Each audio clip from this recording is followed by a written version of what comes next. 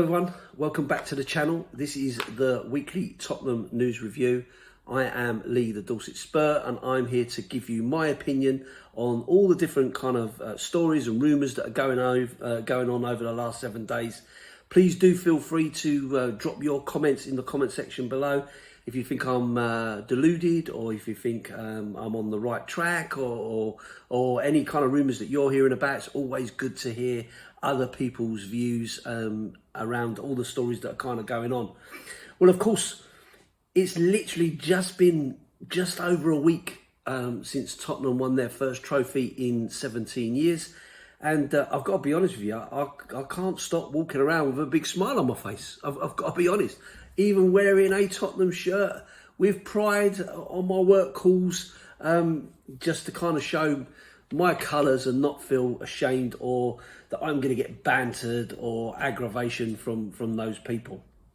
In fact, I've actually had lots of people reach out to me and say congratulations and well done and good to see Tottenham on the rise and get some well-earned success after so much disappointment for so many years, and that's good to know. It's nice to kind of get a little bit of decent feedback from people rather than the normal bantering from to be honest with you, from teams that don't even deserve to banter you. You know, Southampton fans, for instance, kind of bantering me, which is crazy to think, but they do like to give us a go. We've become a little bit of a kicking team, the team that everyone wants to kick and take joy in doing, and that's now pretty much off the cards.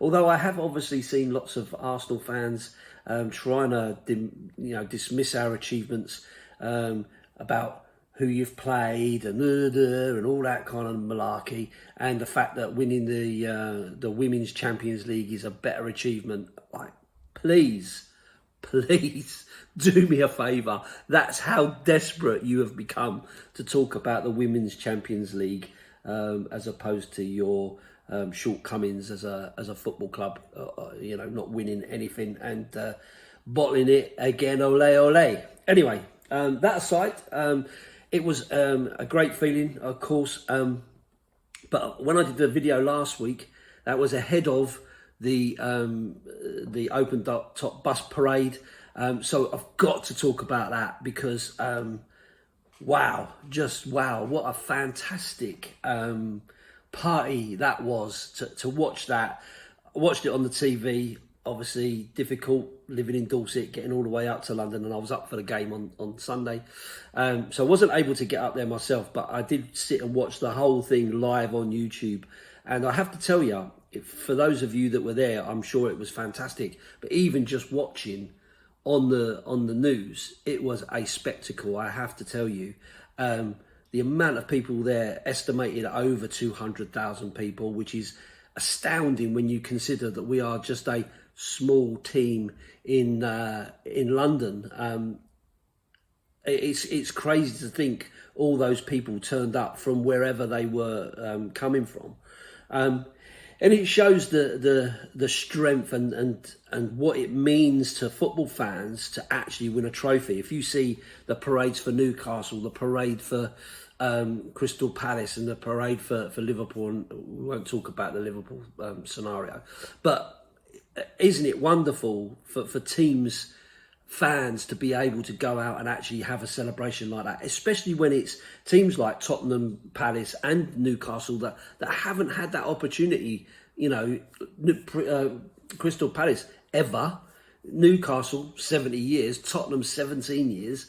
It's great to have that different success, different team success, so that you can kind of go out there and really show what your team's about. So fair play to all of those. It was magical to see. But watching the Tottenham one, when Tottenham actually do something right, they do it right. I felt that the coverage was brilliant. The fact that they had I'm not sure what the guy's name is, Ben, I think, on the bus with the players, interviewing the players, talking to them along the route was brilliant. James Black on the stage playing songs, DJ, Coity there, trying to control drunken players. It was just fantastic because it felt so real and it felt so honest. a lot of the time these things, you see players and they are very media savvy, trained in certain ways and all the rest of it. But on that day, they've had a few drinks, they've got that monkey off their back, they've achieved something that hasn't been achieved for so long. 40 years, for a European trophy. To be able to achieve that is a huge success. And I don't care what anybody says.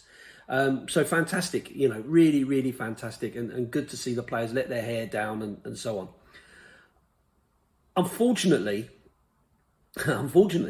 that did kind of transpose itself into Sunday, where we got absolutely battered, and to be honest with you, it came from the second half where the players were obviously suffering from, the lack of discipline over the previous days and the celebrations and all the rest of it. You could see it a mile off that these players just were not going to get there. And Brighton are a decent side. They've had a really good season this season, so fair play to them.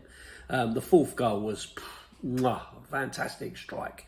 One to behold. I think even all of those Tottenham fans kind of looked around and went, wow, that was a great goal. But what you did get was an instant reaction from the fans where they were up, singing "Oh, when the Spurs" and so on and so forth.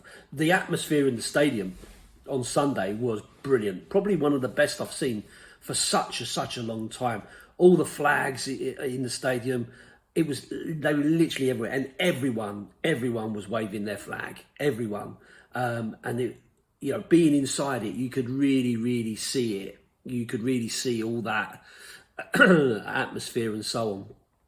Singing before the game, singing during the game, the guard of honour from the legends, especially when you consider, Ricky Villa was there and Ozzy Ardiles and players like that. But the biggest cheer for me came when it got to the General Keith Birkinshaw, the man who kind of got me into supporting Tottenham. To get to him, shame they didn't get him on the mic. It would have been really good to kind of hear him speak.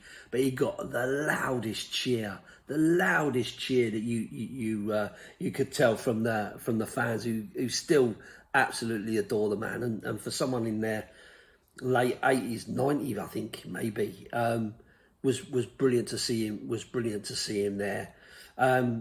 So really good atmosphere. The party was going to happen regardless of the result. And the trophy thing kind of at the end where they were walking around, really good to see. I'm pretty lucky. I'm in the south stand, right in the corner by the corner flag. As you're looking at the south stand, if you on the left hand side, I'm kind of in there. And so as the players were coming round, the families and that were coming from the other direction. So by the time they kind of got that side of the goal, they kind of stopped. So I had a really good view of the celebrations, of the children having a really good time, of the players kind of taking selfies with the crowd, raising the cup and all that sort of stuff. It was really good to see how much it meant to them, and for them to see how much it meant to us. It was a really nice moment. Not so good for the people the other side of the goal, because obviously it kind of got stuck in one corner. So a bit disappointed for those guys, and I have heard that called out. But for me, it was great to see, and the atmosphere was amazing. The queues for the shop was unbelievable. Even Mario N17 Club, check it out. His stall was absolutely small. I couldn't get anywhere near him to be able to get anything. It was a really good day, despite the result.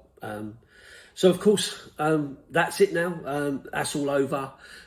We've got the summer to kind of keep ourselves smiling and so on. I've got myself a winner's t-shirt coming in the post, which I'm going to take on holiday because I'm off to Cyprus in a couple of weeks now. I'm going to be wearing that all around the pool, and I'm going to be wearing it all over the place and giving it a big one. As I'm sure there will be loads of other Tottenham fans doing the same, be able to take me Tottenham shirts with me and wear them around the pool without getting bantered. Looking forward to that.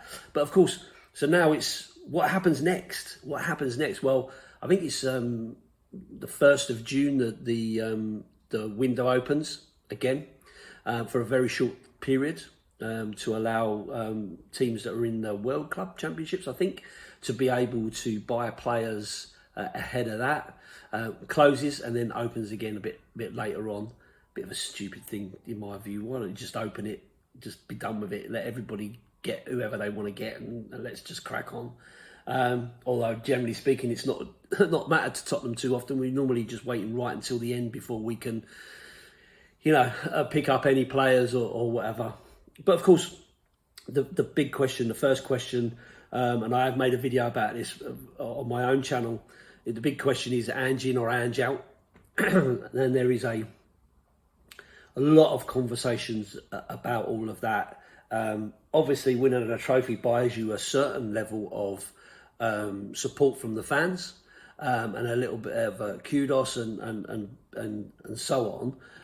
But of course, league form so bad that it kind of counters it to a certain extent. So I guess a lot of the fan base that I'm interacting with are very split. I've got lots and lots of people that are all still very much Ange in, and then you've got lots that are very much Ange out. There's no kind of really in between on the fence feeling. Me personally, and again, this is just my opinion. I'm not saying this is Chris's opinion or anyone else on the channel's opinion. This is just my opinion. I think I personally am fed up with the constant churn of managers. Every 2 years, having another rebuild, starting again, trying to understand where we're going and all the rest of it. I would like now to see Daniel Levy do the right thing and get his checkbook out and start to buy some of these quality players that are going to add to the squad, strengthen the squad, give us that depth to actually compete, properly. Maybe not in the Champions League. Maybe we, nowhere near ready for the Champions League, but great to be in it because it does afford you a certain amount of money. But potentially, it gives you the opportunity to go for another trophy. If you've got the depth of squad, we saw this season how badly we were affected by injuries. Not just the fact that the players were out for a period of time, but then they've got to get back into the team. They've got to get back into their right mode and achieving the right level of performance. So when the players are out for so long, they don't come back in and they're straight into it. And then you've got the issue of resting players and being careful with players because you're still going in a competition, and then you're replacing them with just young kids who are being overplayed. And so for me, I think it does afford him an opportunity, depending on what happens in the summer, to be able to really think about where we go from here. Of course, if we get into next season and we haven't bought correctly, we haven't really added to the squad, and Ange hasn't learned anything about the Premier League in the short term, about what he needs to do to change the style of play from game to game and make sure you're set up correctly, then of course I don't think it will last very long, and I think Ange will be out the door before Christmas, and then we're back to square one of starting again. The only benefit is, of course, we've won a trophy, and we haven't got that concern for the next. I mean, how long do they give you before they start bantering you again? I don't know. I mean, West Ham won a trophy a couple of years ago. Are we bantering them yet? I mean, how long does it take before you're back in that thing? I don't know. Anyway, so yeah, my view is we stick with it, and Levy does the business because he really needs to. He really needs to step up. Now's the time to step up. You got what you wanted. You got a trophy. You got Champions League football. Now you have to show ambition, my friend. There was this slight moment when we was at the stadium on Sunday where they were panning around different people and all the rest of it, and everyone was singing and so on and so forth. And for an instant, it panned onto Daniel Levy, and you just heard the biggest boos ever going around the stadium. So they quickly cut, stop, get him up, get off there, don't show him, rewind. But that got the biggest boo going. So if he wants to actually start ingratiating himself with the fans again, he's got to show that ambition that he's always said that he's got for winning these competitions. So yeah, for me, I'm saying let's stick with Ange. Let's see where it takes us. But a lot's really going to depend on what the club does rather than what Ange does. On the flip side to this, if I was at Ange, if I'm being brutally honest, if I was Ange, I'd be like, I'm out. Thanks very much. There's your trophy. I did what I said I was going to do. I delivered. I'm going to walk away with my head held high. I'm not getting the sack. I'm going to walk away with my pride and move on to whatever's next. Because trying to replicate or improve on season 3, as he said, is going to be difficult. What's the improvement in season 3? Better in the league? Absolutely. Running the Champions League, getting out the group stage? Definitely.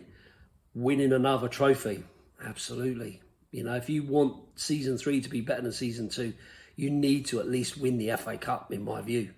I want that cup. It's important to me as a Tottenham fan. Might not be important to a lot of Tottenham fans, especially youngsters who don't understand the significance of the FA Cup. But this is the oldest football trophy in the world.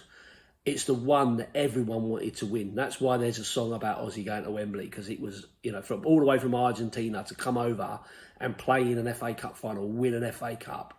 That meant a lot to Ozzy Ardiles, and it meant a lot to players all around the world. It's been diminished by the Champions League and all the rest of it, which is an absolute shame. But my view is, let's win the FA Cup next season. Let's get up into the European places for sure. You know, that's what we've got to do. And let's get a really good run in that Champions League. But again, it all depends on Daniel Levy and the board. What are they going to do to make that sort of thing happen? Anyway, so that kind of moves me on a little bit to some of the other bits and pieces that go on. Up next, of course, August the 13th is the Super Cup. So we will play the winners of the Champions League final on Saturday. So it'll be really, really interesting to see whether we're playing an Italian team or a French team in that. 13th of August up in Udine. It's not an easy place to get to, as I understand, and a small stadium. So not sure whether it'll be easy to get tickets. And I understand that it's not easy to get to. It may well be you have to go to somewhere else first and then travel there on the day, maybe. Something we're kind of some of us are looking at. So that's the next thing. So we could win another trophy. It's one game. You've only got to beat the best team out of the Champions League. You know, that's all you got to do. Just that. Anyway, so that's what's up. That's what's up for us next. Of course, now it's all about the rumour mill, isn't it? It's all about the rumour mill about transfers and so on and so forth. So, first one to talk about, Ryan Mason. Ryan Mason out of contract. Out of contract I want to say June. Next month, I think. Anyway, he's out of contract and he's wanted by West Bromwich Albion as their new first team coach. Interesting. Good move for Ryan Mason. He probably deserves an opportunity to be a proper manager. It was good to see him talking on the bus as well. I thought he talked really well. And the other one I thought was really, really good was Matt Wells. I thought he did really, really well when being interviewed on there. And I think it's a shame to a certain extent that Ange has wheeled out every single press conference and stuff. And he could probably do with some support from people like Mason and Wells to actually step up and take some of that pressure off of him. And maybe that's something that they do. But Ryan Mason potentially moving on to West Brom. Good move for him. Gives him an opportunity to show what he can do and so on. But of course, gives us a space in the coaching staff for Ange. So we'll see who we kind of get in after that. I think Ryan Mason probably does go. I think he probably does. He's wanted to be a manager for a long time now, and he probably deserves his opportunity. Anyway, the next thing after that, of course, is all of the transfer news that's all kind of going around. So let's go through some of the names that are being bandied out at the moment. Leroy Sané, 29, 30 years old, right wing, left-footed, plays left wing as well. plays attacking midfield. So little bit of opportunity in there to kind of mix and match. Proven winner, won the Premier League, won the FA Cup, won cups in Germany. Not wanted in Bayern Munich. So is that an opportunity? Is that an opportunity? I mean, I would argue that names like that are probably the names you want to be linked with more. You know, players that have achieved stuff, that have good stature and so on, a little bit older, and that have good experience. Not necessarily saying he would come in and he would play every game, but as a right winger, when you consider a great season that Johnson has had, but there's been times where we've needed something different, you know. And the same when you look at centre midfield, when you've needed a little bit of an attacking flair, when Maddison's been out or Kulu's been out or whatever. You know, I'm not saying no for sure. Of course, then you've got this issue of Johnny Cardoso. We've got an option to buy him at 25 million. That runs out very shortly. But from what I understand, or from what's being reported, wants to stay in La Liga. Atletico Madrid are kind of pushing for him. So, you know, it's going to be up to the player, isn't it? If he doesn't want to come, he doesn't want to come. But I don't know an awful lot about him. Defensive midfield player, something that we do need, but still just a young lad. So I don't know. Is he the sort of player that's going to set the world alight? I don't know. Maybe in the longer term. But are we buying a prospect in the same way of Tell and Bergvall and Gray and so on?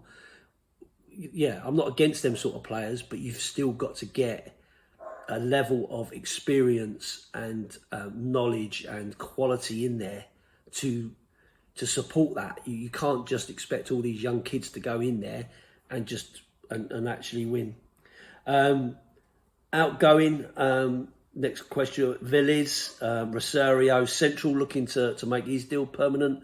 Again, interesting, isn't it? I mean, he came to Spurs, you know, looked half decent, really didn't get an opportunity. Is he going to get more opportunities than Dane Scarlett, for instance? It's hard to tell, isn't it? So, you know, I'm not against, you know, freeing him up for his career. There's no kind of clambering for his signature, I guess. Tomore, centre back, 27 years of age. The only thing I would say in that is got a big Chelsea background, hasn't he? So, is he likely to want to come to Tottenham, having it being a Chelsea boy and that? I don't know. But the one I do like is Mark Gay, centre back, proven quality. I thought in the Euros, was it the Euros or the World Cup? I can't remember now. The last international competition, I thought he was our player of the tournament. I thought he had a brilliant tournament. I thought he played really, really well. I like him. I think he's strong. He's quick. Real good footballer, and I can't see an opportunity where you would say no. To a player of that quality. The other one as well, who's kind of not a bit on and off the radar, I guess, is Eze, who is another one who I think is real quality. I'd like to see him. I'd like to see him come to Tottenham, but again, just won a trophy at Crystal Palace and stuff. Is he getting bigger fish to fry than coming to Tottenham, who have struggled this season? Will he see it as a real opportunity? Champions League football on the cards. Will he see it as a step up, or will he be concerned about our Premier League performances? Will they see that as a negative? I guess if Ange is going to be the manager, it'll be up to Ange to turn on that charm to make the difference, because he's done that several times with several players who we've picked up because of Ange rather than anything else. So for me, Eze again would be another one I would really like to see. And then the final kind of one I wanted to touch on, which is a bit disappointing, is it's being touted about Son going to the Saudi League. I think that's a bit of a shame, really. I guess that he can't really top what he's done now. He's found his place as a legend of the club. He's done what he needed to do. Asian player, lifting the UEFA Europa League, captain and all the rest of it. He's probably achieved whatever he can achieve. Has he still got has he still got ability in him? Is he still a key player? I think he can. I think he can still add something. But of course, coming to the end of his time, he's still only in his 30s, early 30s. So potentially he still has opportunity to really show something. So there may be, you know, another year or so in his legs where he can really show. I think having that injury this season has kind of shown to a certain extent, has taken the shine off of his performances. And I'm not sure whether his performances this year have been down to this injury, because they've talked about it niggling him for a while. Is he fully over it? Don't know. So it's one of them. But what a shame to go off to Saudi. I know it's all about money, but you know, I think he would have a really good signing off. You know, maybe somewhere in Korea where he's absolutely loved, or maybe going back to Germany where, you know, he started his real career. And there are other places, you know, that are upcoming leagues. I think the American League as well, the MLS, I think is a really good one where he could probably really do something special. I think he's still got something about him there. So I don't know whether Saudi is the right thing for a player of Son's quality, if he's still got something to offer, which I think he has. I would like to see him stay, but what I would like to see is him used when he's really in his top condition and able to. I don't want him just kept for sentimental value, if you see what I mean. If he's not achieving the kind of levels that you would expect from him, then probably better for him to go. And I guess, you know, Saudi Arabia, that's the league with the money, I guess, depending on your deals. So I guess it does make sense, but a bit sad for me. I do see Saudi league as almost like semi-retirement.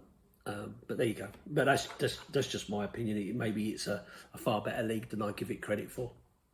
But yeah, so anyway, listen, until they're holding up the shirt like that, I pay no attention to it. This could all be a load of old rubbish. It's just paper talk. It's just what you're hearing. But I do like the idea of players like Mark Gay, Eze, Leroy Sané. Them sort of names for me are the right sort of names to be classed with, rather than the up and coming talents that, you know, you're gonna have to wait and see how they pan out. And I mean, another one like, you know, you want to be linked with, you know, the Kevin De Bruyne's, don't you? That sort of thing. I think, you know, would be great to see that sort of level of interest. Even Jack Grealish, who I still think has been treated quite poorly at Man City. Maybe he could come and really get his career back on track, because he's a decent player, and maybe he was going over there expecting to be the main man and wasn't, and didn't get that opportunity. So yeah, those are the sort of players that I want to see. I want to see experience. I want to see quality. I want to see ambition from our owner, and that for me determines what happens next with Ange. The interesting thing, just to finish off, I think it's been really interesting, excuse me, to see how much backing Ange has had from the players. They've all come out and backed him 100%. And when they've come out and said that, that's a good sign. That's a good sign that the players trust him and the players want to play for him. And that tells you there must be something special about him. And maybe there's more to come. But listen, it's all about opinions. It's all about opinions. It's like arseholes. We've all got one, right? So for me, there's my opinions. There's my views on it. Happy to hear yours. If you've got something better to say, if you think I'm talking absolute nonsense, then by all means, let us know that. It'll be good to know you're there, you're watching, and you're listening to what we've got to say. But anyway, listen, I'm going to leave it there.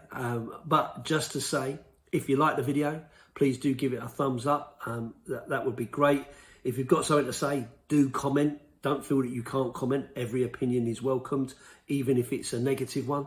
Always interested to see what people think. Gives you an opportunity to improve what you do. If you've not subscribed to Chris's channel, please do consider subscribing. It doesn't cost you anything to do that, and it means the world to Chris. and to all of the rest of us that contribute to the channel. Helps it grow, helps it get the recognition that it deserves. But until the next one, I'll leave it there. But as always, up the Spurs.